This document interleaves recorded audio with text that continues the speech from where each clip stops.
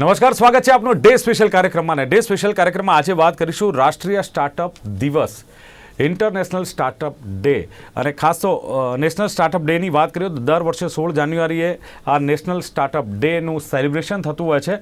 અને એમાં પણ ખાસ જે દેશમાં સ્ટાર્ટઅપ ઇકોસિસ્ટમ છે અને એને લઈને યુવાઓને પ્રોત્સાહન મળે, યુવાઓ આગળ વધે, એમના ભવિષ્ય ઉજળું બને, એમના સપના સાકાર થાય, આ એક હેતુ છે ને આ હેતુને જ લઈને આ દિવસનું સેલિબ્રેશન થતું હોય છે. અને પ્રધાનમંત્રી નરેન્દ્ર મોદી તો ખાસ કહેતા હોય છે કે સ્ટાર્ટઅપ તો નવા ભારતની કરોડરજ્જુ સમાન છે. અને સાથે જ વડાપ્રધાને વર્ષ 2022થી આજે રાષ્ટ્રીય સ્ટાર્ટઅપ દિવસ છે તેને ઉજવવાની જે જાહેરાત કરી હતી. ખાસ ઉદ્યોગ ક્ષેત્રે જે સાહસિક યુવાનો છે આ સ્ટાર્ટઅપને કારણે એમને એક મોકળું મેદાન કરે છે, ઉદ્યોગ સાહસિક બને છે અને એમાં સફળતા મેળવે છે. એવા ઘણા બધા કિસ્સા, એવા ઘણા બધા દાખલા પણ જોવા મળ્યા છે. અને એને જ લઈને કહીએ કે ખાસ તો જે યુનિકોર્ન સ્ટાર્ટઅપ, જે 100 કરતાં વધારે યુનિકોર્ન સ્ટાર્ટઅપ જે ભારતમાં છે, અને એનું કારણ એ છે કે આ સ્ટાર્ટઅપ ઇકોસિસ્ટમ આખી જે સફળ છે. અને યુનિકોર્ન સ્ટાર્ટઅપ એટલે જેની માર્કેટ વેલ્યુ 100 કરોડથી વધારે હોય અને ખાસ તો જે સ્ટોક માર્કેટ છે એમાં લિસ્ટ થયેલ ન હોય. અને આવી 100 કરતાં વધારે યુનિકોર્ન સ્ટાર્ટઅપ જ્યારે ભારતમાં હોય ત્યારે ચોક્કસ એક કહી શકાય કે જે આ સ્ટાર્ટઅપની આખી ઇકોસિસ્ટમ છે એ બહુ જ સફળ રહી છે.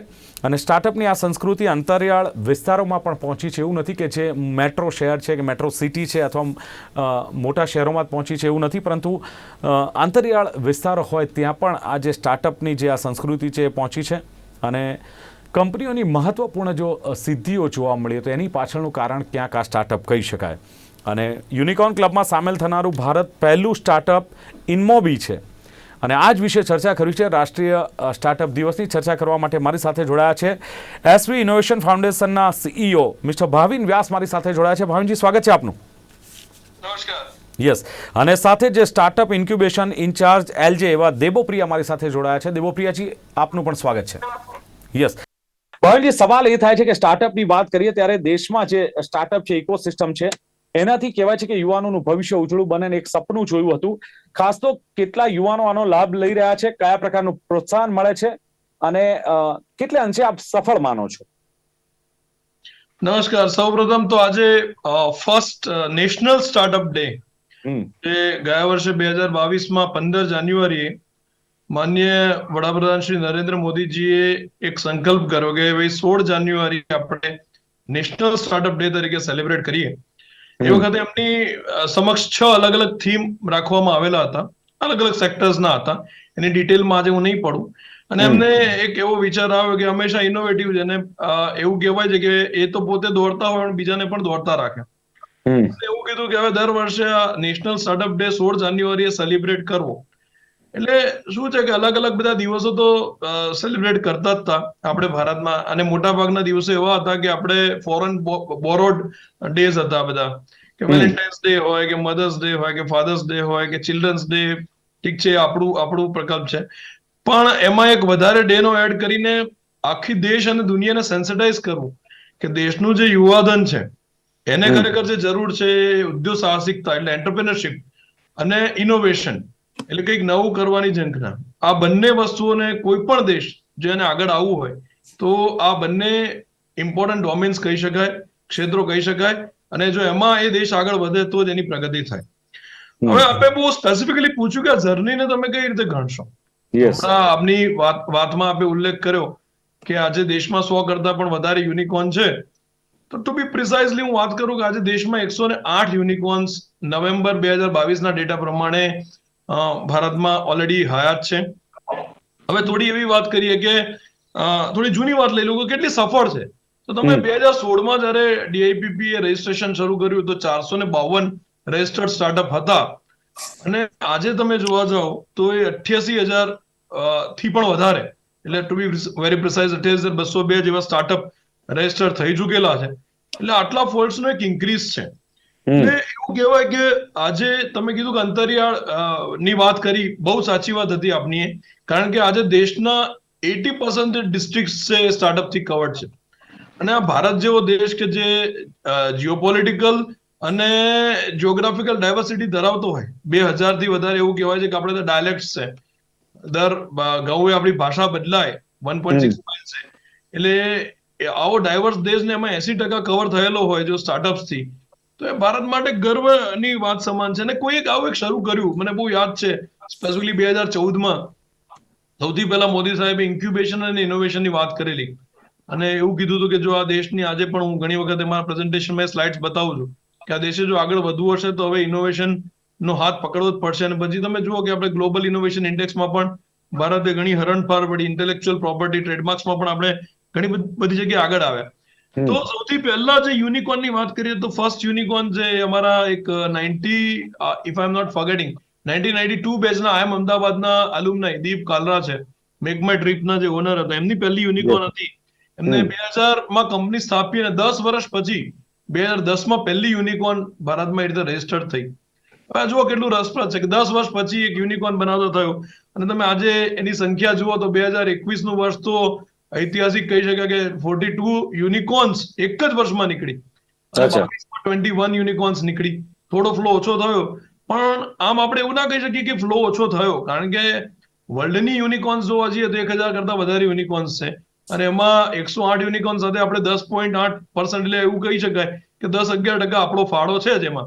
તો કમ્પેરેટિવલી વર્લ્ડમાં પણ એવું જ થયેલું કે 2022ના વર્ષમાં લગભગ 52 કે 252 જેટલી યુનિકોર્ન્સ એ વખતે રજીસ્ટર્ડ થયેલી. અને કમ્પેરેટિવલી આખી દુનિયામાં જે અત્યારે આપણે ફર્સ્ટ ફેઝ ઓફ રિસેશનની વાત કરીએ છીએ એની અસર થોડી વર્તાઈ રહેતી. અને સ્ટાર્ટઅપ ફંડિંગ છેલ્લા 1.5-2 વર્ષમાં ગણો કે આ શરૂ કર્યું, અને એવું થયું કે બહુ ઉત્સાહ સાથે ભારતમાં શરૂ કર્યું, પણ છેલ્લા એકાદ વર્ષમાં તમે જોવા જાવ તો એ ફંડનો ફ્લો લગભગ 50% સુધી ઘટ્યો છે. એના ઘણા બધા કારણો છે, આપણે આગળ પણ વાત કરીશું, નહીંતર હું વાત કરતો રહીશ તો પછી એવું થશે કે આખું મોટું સેશન થઈ ગયું. યસ દેવોપ્રિયાજી, સવાલ એ છે કે સ્ટાર્ટઅપ જે ઇકોસિસ્ટમની વાત કરીએ, ખાસ તો યુવાઓ માટે છે, ઉદ્યોગ સાહસિકો માટે છે, કેટલો લાભ ઉદ્યોગ સાહસિકો લઈ રહ્યા છે અને એનો ફાયદો યુવાઓને કેટલી રીતે મળી રહ્યો છે, અને શું ખરેખર એનો જે ફાયદો પ્રોપર મળવો જોઈએ એની ટકાવારીમાં મળે છે કે હજુ લોકો ઓછો એનો લાભ લઈ રહ્યા છે?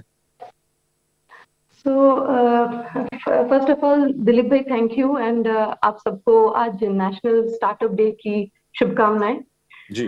तो बात करते हैं कि अगर हम हमारे जो यूथ हैं वो अगर जो हमारे स्टार्टअप का इकोसिस्टम है उसका फायदा किस तरीके से ले रहे हैं, ले पा रहे हैं या नहीं, तो इसके बारे में बात करूं तो अभी गवर्नमेंट ने काफी सारे अलग अलग स्कीम्स लॉन्च किए हुए हैं, एंड ये अभी के नहीं, 2016 से ही काफी सारे स्कीम धीरे धीरे शुरू किया गया है. तो इसमें प्रोटोटाइप डेवलपमेंट का स्कीम है, प्रोडक्ट डेवलपमेंट का स्कीम है, मार्केटिंग का स्कीम है, काफी सारे अलग अलग स्कीम्स है, काफी सारे अलग अलग लोन्स हैं. फीमेल लाइक विमेन एंटरप्रेन्योर्स के लिए भी काफी अलग स्कीम्स हैं, उनके लिए भी काफी अलग लोन्स का बंदोबस्त किया गया है. बट प्रॉब्लम ये है कि इसका जो सेंसिटाइजेशन है, इसका जो आउटरीच है वो अच्छी तरीके से नहीं हुआ है. बट उसमें एक चेंज मैंने पिछले 1 साल में देखा है कि इसमें भविन जी भी मेरे बात पे सहमत रहेंगे कि अभी पिछले 1 साल में DPIIT ने एक startup seed fund grant launch किया है, जो कि पिछले 5 सालों में this is one of the game changing fund for startups.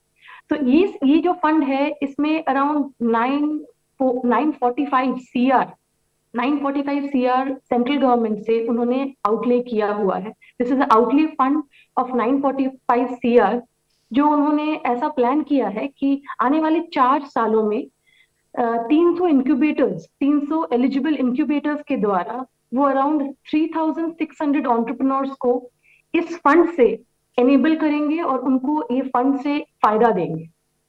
तो इसमें इन्होंने काफी अच्छे तरीके से एक पोर्टल बनाया हुआ है, काफी अच्छे तरीके से ये खुद ही सीड फंड के वहां से ही, अगर आपका कंपनी रजिस्टर्ड है एज अ स्टार्टअप, या आपका अगर कंपनी रजिस्टर्ड है तो आपको खुद ही उनके वहां से कॉल्स आएंगे. आपको वहां से एक ऑटोमेटेड कॉल का सिस्टम है, जहां पे अगर आपको ये इसकी सुविधा चाहिए तो आप उन जो भी नंबर्स वो बताएंगे, आप उस पर अगर क्लिक करते हैं तो आपको डायरेक्टली वहां से कॉल्स आएगा और आप इसका फैसिलिटी आराम से ले सकते हैं. तो ये सारी चीजें जो पहले फंडिंग जो स्कीम्स थे उसमें नहीं थी, बट ये changes based on their experiences, based on the feedback, उन्होंने ये सारे चेंजेस किए हैं जो कि आने वाले टाइम में बहुत ही फायदा देने वाला है. एंड अगर हम अपने यूथ स्टार्टअप्स की बात करें या यूथ एंटरप्रेन्योर्स की बात करें, तो एक जो मेंटल शिफ्ट आया है वो है, मतलब अगर आप खुद भी ये बात से सहमत होंगे कि शार्क टैंक जब से हमारे टीवी में आने लगा है, तब से बच्चे भी काफी अच्छी तरीके से स्टार्टअप, या बच्चों के पेरेंट्स भी काफी अच्छी तरीके से स्टार्टअप्स और स्टार्टअप के लाइफ साइकिल को, उसके इकोसिस्टम को समझने लगे। जब तक हम घर में थे और हमें स्टार्टअप के बारे में कुछ पता नहीं था, तब पापा मम्मी को भी अगर कोई बच्चा, जैसे कि मैंने काफी सारे ऐसे केसेस सुने हैं कि बच्चा ग्रेजुएट हो रहा है, एक अच्छा खासा प्रोजेक्ट कर लिया था 7-8 महीने का, एक अच्छा, अब उसको बस लॉन्च ही करना था, बट घर से ऐसी बात है कि पापा अलाउ नहीं कर रहे हैं या मम्मी अलाउ ये नहीं कर रहे। बट अभी ये सारी मिथ टूटने लगी है, अच्छा। ये सारे जो थॉट प्रोसेसेस हैं ये टूटने लगे हैं। क्यों? क्योंकि अभी हम स्टार्टअप को एज अ सेलिब्रिटी, स्टार्टअप को एज अ बहुत ही बड़ी बड़े बड़े औहदे पे देखने लगे हैं कि स्टार्टअप जो करता है, मतलब जो दिमाग वाला है या जो अच्छा सोच सकता है, जो अलग सोच सकता है, वही कर सकता है। तो ये कुछ चीजें हैं जिसने हमारे इकोसिस्टम में एक बहुत ही पॉजिटिव चेंज लाके हमें ये, और हम जैसे लोगों को जो ये इकोसिस्टम में रह के काफी कुछ अलग तरीके से करवाने की कोशिश कर रहे हैं, उनको भी काफी मदद हो रहा है। ઓકે, એટલે ભાવિનજી સવાલ અહીંયા એ છે કે વિશ્વ ફલક ઉપર જ્યારે સ્ટાર્ટઅપની વાત કરીએ તો એવું કહેવાય છે કે વિશ્વ ફલક ઉપર ભારતના સ્ટાર્ટઅપની નોંધ લેવાઈ રહી છે, સફળ થઈ રહ્યું છે. શું લાગે છે કેટલી અસર આપ જોઈ રહ્યા છો સ્ટાર્ટઅપની ભારતમાં અને ભારતની બહાર પણ એક ઇમ્પ્રેશન જે ક્રિએટ થઈ છે એને? જો એટલે આમાં દરેક વસ્તુના કોઈન હેઝ ટુ સાઇડ્સ, એક સિક્કાની બે બાજુ હોય છે. તો અત્યારે જેમ આપણે વાત કરી કે we are the third largest now nation with startup ecosystem, એટલે દુનિયામાં આપણો ત્રીજો નંબર આવી ગયો છે. ફરી વાત કરીએ, 28,000થી વધારે સ્ટાર્ટઅપ છે, 80% ડિસ્ટ્રિક્ટ કવર્ડ છે. એમાં તમે જોવા જાવ તો પ્રાઉડની વાત એ છે કે વિમેન લેડ સ્ટાર્ટઅપ્સ એમાં 47% વિમેન લેડ સ્ટાર્ટઅપ્સ, એમાં એક ડિરેક્ટર હોય સ્ટાર્ટઅપમાં, એવું છે. એ બહુ નોંધનીય બાબત છે. 2021માં મેં કીધું કે 42 યુનિકોર્ન્સ હતી, 22માં 21 યુનિકોર્ન, એટલે 2 જ વર્ષમાં 63 યુનિકોર્ન એડ કરી. થોડો ફ્લો ઓછો થયો છે. પણ જયારે આપણે બધી સારી વાતો કરતા હોઈએ ને, ત્યારે આપણે થોડા આપણા પિન પોઈન્ટ્સ કે વીકનેસની પણ વાત કરવી જોઈએ. તો જે ક્રિટિકલ રિવ્યુ કહેવાય કે સિક્કાની બંને બાજુ જોવી જોઈએ. આજે બિઝનેસ સ્ટાન્ડર્ડમાં એક આર્ટિકલ સ્પેસિફિકલી એના માટે જ આવેલો છે, અને બહુ સ્પેસિફિકલી એમને મેન્શન કર્યું છે કે દુનિયામાં જે ઇકોસિસ્ટમ્સ તરીકે બધાને પોઈન્ટ્સ મળે, એમ સ્ટેટિસ્ટા.com કરીને એક વેબસાઇટ છે અને પબ્લિશ ડેટા છે, એમાં યુએસ એને સૌથી વધારે 195.37નું રેન્કિંગ મળ્યું છે. અને એમાં આપણે 19મા સ્થાને છીએ કે દુનિયામાં સ્ટાર્ટઅપ ઇકોસિસ્ટમ સારી હોવાના જે પેરામીટર્સ છે, કે એમાં ગવર્મેન્ટ પોલિસીઝથી લઈને માર્કેટ્સ છે, ટેકનોલોજી છે, આઉટરીચ છે, સેન્સિટાઇઝેશન છે, એન્વાયરમેન્ટ છે, ઓલ ધ એન્વાયરમેન્ટ્સ, એમાં આપણે 19મા નંબર છે ને. આપણા પોઈન્ટ છે ને 12.48, એટલે 12.48નો સ્કોર છે આપણો, જ્યાં યુએસ નો સ્કોર 195 છે, ને જે આપણાથી ચાઇના એક સ્ટેપ આગળ ગણીએ તો 1-2 સ્ટેપ આગળ હશે, 20.66નો સ્કોર છે. ટોપની ઇકોસિસ્ટમ અત્યારે પણ USA, UK, Israel, London, Sweden, Denmark ને આ બધી જે કન્ટ્રી છે એ છે. વિશ્વ ફલક પર યસ, ચોક્કસ વાત કરી તમે કે લોકોએ નોંધ લેવાની શરૂ કરી છે. પણ મેં જેમ તમને કીધું કે આ બધી વસ્તુઓ એ ઓવરનાઇટ કે ડિકેડિયલ જર્ની નથી કે 10 વર્ષમાં આપણે બધું ચેન્જ કરી નાખીશું. હા, ઝડપથી ઘણી બધી વસ્તુઓ ચેન્જ થઈ રહી છે, પણ આપણું જે ડેમોગ્રાફિક ડિવિડન્ડ કહેવાય, જે યુથ કહેવાય, જેના માટે માનનીય વડાપ્રધાનશ્રીને આપ પણ ખાસ આજે આપની વાતમાં શરૂઆતમાં જ ઉલ્લેખ કર્યો કે યુવાધન છે જેને બેનિફિટ મળવું જોઈએ. તો યુવાધનનો પણ ક્યાંક ને ક્યાંક એમને પણ એટલા બોયન્ટ બનવું પડશે, ડાયનેમિક બનવું પડશે. કારણ કે આપણે જો ગુજરાતની જ વાત કરીએ તો અમને ગુજરાતમાં પણ હવે દેવપ્રિય બી મારી વાતથી સંમત હશે કે જે શરૂઆતના વર્ષોમાં જે એગ્રેસિવલી કે જે સિન્સિયરિટી સ્ટાર્ટઅપ્સમાં દેખાતી હતી, હવે over a period of time ઘટતી જાય છે, અને એટ ધ આઉટસાઇડ ફંડિંગ વધતું જાય છે. આજે દેવપ્રિય બહુ સરસ સ્કીમની વાત કરી, startup India seed fund, SISF જેને કહેવાય છે, 5 કરોડ સુધીનું ફંડ છે ગવર્મેન્ટ ઓફ ઇન્ડિયાનું. હવે એ ફંડમાં એટલું એગ્રેસિવલી એ લોકો કામ કરે છે કે દરેક ઇન્ક્યુબેટરને સેન્સિટાઇઝ કરે છે, હેલ્પ કરે છે, સપોર્ટ કરે છે. પણ હવે ફંડ આપવું છે જેને, એનામાં એટલી લાયકાત તો જોઈએ ને. અચ્છા. એટલે હવે કેસ આખો ઊંધો થઈ ગયો છે. શરૂઆતમાં જયારે અમે બોલતા હતા, જયારે 2014-15માં, કે સૌથી પહેલા 2012માં ગુજરાત ટેકનોલોજીકલ યુનિવર્સિટીમાં સૌથી પહેલું ઇન્ક્યુબેશન મેં શરૂ કરેલું 2012માં. That incubation was with the world's #1 marketing guru Dr. Philip Kotler. એ વખતે ગુજરાતમાં ઇન્ક્યુબેશન નિર્મા લેબ્સ ચાલતું હતું ને એવું, પણ પ્રોફેશનલ ઇન્ક્યુબેશન ટેકનોલોજીમાં એવું કંઈ નહોતું. પછી 2014માં મોદી સાહેબે વાત કરીને પછી આખો ઇતિહાસ બદલાઈ ગયો. પણ એ વાત હું આજે જ કહું છું કે આજે આપણે ફંડ્સ છે, એન્જલ ને પી ભલે ઘટ્યા હોય, આપણું હવે એક વિશ્વ પરકની વાત કરીએ તો થોડી ગ્લોબલ સિનારીઓની પણ વાત કરી લઉં કે આપણું જે સ્ટાર્ટઅપ ઇકોસિસ્ટમમાં ફંડિંગ છે એ મોટા મોટી યુએસ પર નિર્ભર છે, પછી સિંગાપોર, જાપાન, ચાઇના અને બીજા બધા કન્ટ્રીઝ છે. તો આજે અમેરિકામાં પણ જુઓ તમે કે હવેનું 2023નું જે વર્ષ છે એનું ફર્સ્ટ, સેકન્ડ અને થર્ડ ક્વાર્ટર એ બહુ જ ક્રિટિકલ છે. અને ફર્સ્ટ ક્વાર્ટર તો કદાચ નીકળી જાય, પણ સેકન્ડ અને થર્ડ ક્વાર્ટર માઇનસ જીડીપી છે. પછી ફોર્થમાં થોડું રિવાઇવ થશે અને 2024 1.7% એમનો જીડીપી રહેશે. 2023નું વર્ષ સમગ્ર દુનિયા માટે અને એ જ રીતે અમારી સ્ટાર્ટઅપ ઇકોસિસ્ટમ માટે પણ થોડું ટફ રહેવાનું છે. પણ this clouds are very temporary. આ 2023 ભાવિનભાઈ, એમાં તો વર્લ્ડ બેંક એવું કહે છે કે એ જે મંદીની વાત કરીએ છીએ આપણે, વૈશ્વિક મંદીની, એમાં ભારત જે વિકાસશીલ દેશો છે એમાં બહુ જ તેજ રહેશે, ભારતનું ભવિષ્ય ઉજળું છે, ચર્ચા તો એ બધી છે ને જે મીડિયા રિપોર્ટ્સ અને રિયાલિટી છે ને એમાં ઘણો બધો ફરક હોય છે, અચ્છા. To be very honest. કોઈનાથી થઈ અછૂતું રહી નથી શકતું, કારણ કે આપણે પણ ગાર્ડ WTO વર્લ્ડ ટ્રેડ ઓર્ગેનાઇઝેશનના 1947 થી ફાઉન્ડર મેમ્બર્સ છીએ. દુનિયાના જે દેશોમાં થાય આપણામાં થાય, અને આપણે G20 ના પાર્ટ જ છીએ. એટલે બીજી વાત એ કરું કે આપણા ત્યાં ઇન્વેસ્ટમેન્ટ આવે છે, તમે સિમ્પલ જુઓ કે એમાં 20% એન્જલ ઇન્વેસ્ટમેન્ટ સીડ ફંડિંગ અમારું એ યુએસ થી આવે છે. મોટા ભાગના તમે 2020 ને 21 ની ડીલ જુઓ તો 58% યુએસ કંપનીઝે રસ લીધો છે અને 422 ડીલ કરી યુએસએ. ત્યારે આપણામાં યુનિકોર્ન્સ બની શક્યા હતા. હવે જે એક કન્ટ્રીમાં પૈસા નહીં હોય એ લોકો બિચારા પોતાના જ ગ્રાઉન્ડ પર ટફ પર સફર કરે તો ફેડ રેટ્સ તમે જુઓ અત્યારે જ વાતો ચાલી રહી છે અને સોફ્ટ રિસેશનના ફેઝમાં આપણે આવી ચૂક્યા, તો એ લોકો એમના પાસે ના હોય તો આપણી કન્ટ્રીમાં એને થોડી ઇન્વેસ્ટ કરવાના છે.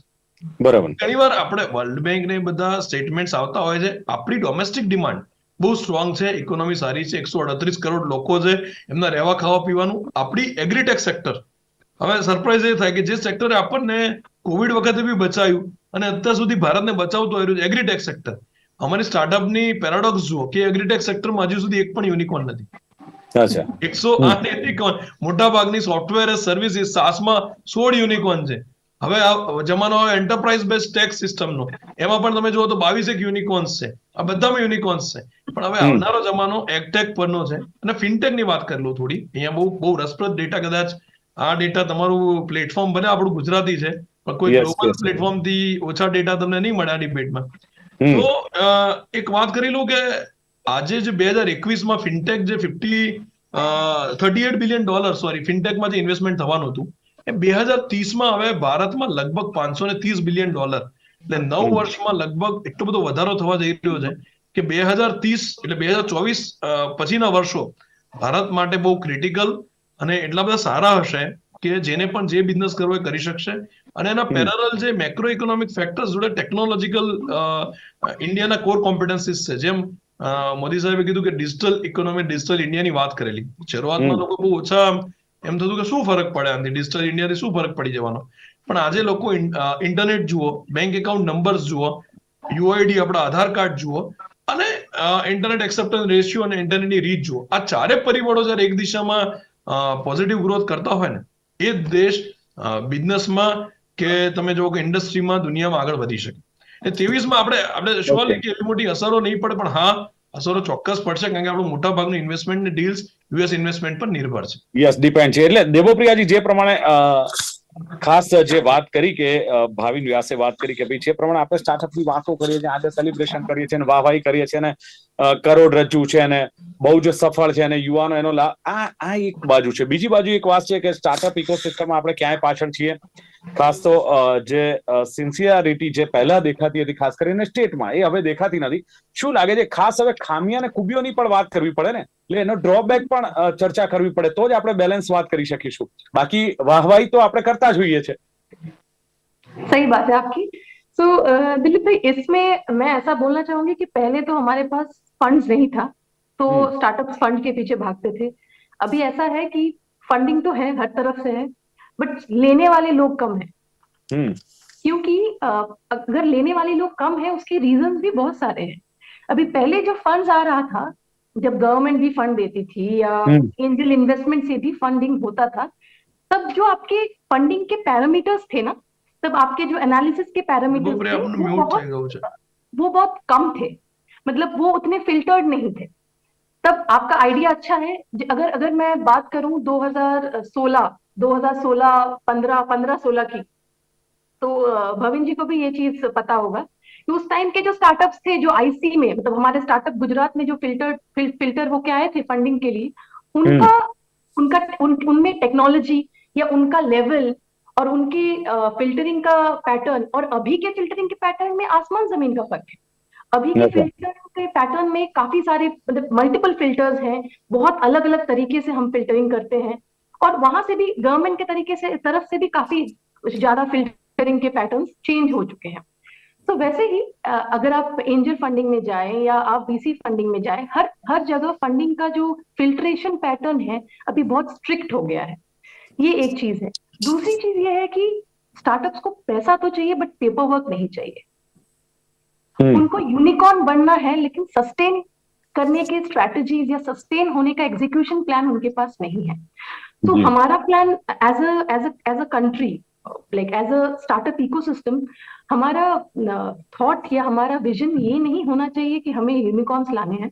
मुझे ऐसा लगता है कि यूनिकॉर्न तो ठीक है, यूनिकॉर्न आप बनो ना बनो उससे ज्यादा लंबा फर्क नहीं पड़ता, बट अगर आप एक सस्टेन बिजनेस मॉडल बना के अपना बिजनेस को सस्टेनेबल बनाते हो, या आप वैसे टेक्नोलॉजीज पे ध्यान देते हो जैसे कि स्मार्ट एग्रीकल्चर है, क्लाइमेट टेक्नोलॉजीज हैं, इस पे आप ध्यान देते हो जिससे आपका कंट्री का लॉन्ग टर्म विजन या long term sustainability as a country हो सकता है, रादर देन बस वैसे बिजनेसेस पे ध्यान देना जिसपे आपके बिजनेस का ग्रोथ हो, बट एक इंक्लूसिव ग्रोथ पे अगर हम ध्यान देंगे जिसपे बिजनेस के साथ साथ उसके आसपास की काफी चीजों का भी ग्रोथ हो। सबका साथ सबका विकास जो सूत्र है। एग्जैक्टली सबका साथ सबका विकास, अगर उस तरीके से हम सोचें, हम यहाँ पे सिर्फ मेक इन इंडिया सोच रहे हैं, हम ये नहीं सोच रहे कि मेक इन इंडिया के साथ उसके अंदर के पार्ट्स भी मेक इन इंडिया होने चाहिए।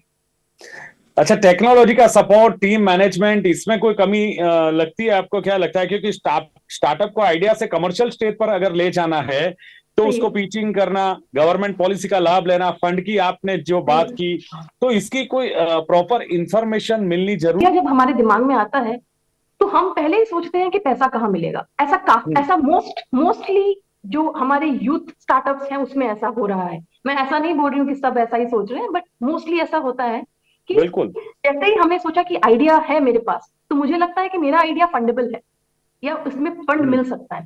पहले मैं ये नहीं सोचती हूँ कि चलो भाई 10 लोगों से बात करते हैं, थोड़ा R&D थोड़ा करते हैं, उसके बाद फंड की बात करते हैं। यस, हमें पहले ही फंड की जरूरत लगती है, जबकि मुझे ऐसा लगता है कि काफी सारे स्टार्टअप्स जो हमारे पास फंडिंग के लिए आते हैं, वो फंडिंग की उनको जरूरत भी नहीं है, एंड उनको ये नहीं समझ आता है कि आप जितने जल्दी फंडिंग ले लेते हो उतना जल्दी आपका फाइनेंशियल रेस्पॉन्सिबिलिटीज भी बढ़ जाता है। जिस एज में या जिस माइंड थॉट प्रोसेस में उनको इक्विटी डाइल्यूशन का मतलब या इक्विटी कितना डाइल्यूट करना चाहिए वो नहीं पता होता है, उस लेवल में वो वीसी फंडिंग तक चले जाते हैं। तो ये सारी चीजें काफी ऐसी चीजें हैं जिसमें कि मैं ऐसा नहीं बोलूंगी कि सिर्फ स्टार्टअप्स को, यहाँ तक कि हमारे गुजरात बेस्ड जो पोटेंशियल इन्वेस्टर्स हैं, क्योंकि गुजरात में काफी ऐसे इन्वेस्टर्स हैं जो इन्वेस्ट कर सकते हैं, बट स्टार्टअप में कैसे इन्वेस्ट करना है उसका सेंसिटाइजेशन की जरूरत है। बिल्कुल बिल्कुल बिल्कुल, यानी वो भी यस, वो ઇન્ફોર્મેશન, वो અવેરનેસ લાને की भी કઈ જરૂરત है। એટલે ક્યાંક જે વાત કરવામાં આવી ભાઈનું યાસે જે પ્રમાણે કહ્યું કે ગત વર્ષે પ્રધાનમંત્રીએ સંકલ્પ કર્યો હતો 16 જાન્યુઆરીને નેશનલ જે સ્ટાર્ટઅપ ડે કરવાનું સેલિબ્રેશન, અને બીજું કે ઇનોવેશનની દેશના યુવાનોને જરૂર છે, એમણે કહ્યું તે પ્રમાણે ઉદ્યોગ સાહસિકતાની જરૂર છે, જેને સપોર્ટ મળવો જોઈએ। આ સાથે સ્ટાર્ટઅપની આપણે વાત કરીએ છીએ, પરંતુ જે ઇકોસિસ્ટમ છે સ્ટાર્ટઅપની, એમાં આપણે ઘણા પાછળ છીએ। એની ખામીઓની વાત કરી, એના સુધારાની વાત કરી। દેવોપ્રિયાજીએ કહ્યું કે અલગ અલગ જે સ્કીમ છે ગવર્મેન્ટે જે લોન્ચ કરી છે, એમાં તમને લોન આપે છે, ફંડ આપે છે, મહિલાઓ માટે પણ ખાસ છે। અને બીજું કે અલગ અલગ જે સોચ એટલે કે વિચારો છે, દિમાગ છે, બધા જ સ્ટાર્ટઅપ કરી શકે એવું નથી। અને સાથે જ જે વાત થઈ કે startup India, digital India, make in India, આ બધી ચર્ચા થાય છે, પણ એના ડ્રોબેક પણ છે, પ્લસ માઇનસ છે। એટલે વાતો કરીએ તો હજુ ઘણો બધો સમય જાય એમ છે આની પાછળ, પરંતુ સમયની મર્યાદાને કારણે ચર્ચાનું અહીં સમાપન કરીએ છીએ। અને ચર્ચામાં ભાગ લેવા બદલ જે ભાવિન વ્યાસ અને દેવોપ્રિયાજી બંને ઉપસ્થિત રહ્યા, થેન્ક યુ વેરી મચ। તો દર્શક મિત્રો, આ હતી નેશનલ સ્ટાર્ટઅપ ડેની ચર્ચા. આજે જ્યારે 16 જાન્યુઆરી છે ત્યારે એની ચર્ચા લેખાજોખા. ફરી મળીશું નવા દિવસ સાથે ડે સ્પેશિયલમાં. આપ જોતા રહો ગુજરાત ન્યૂઝ. નમસ્કાર.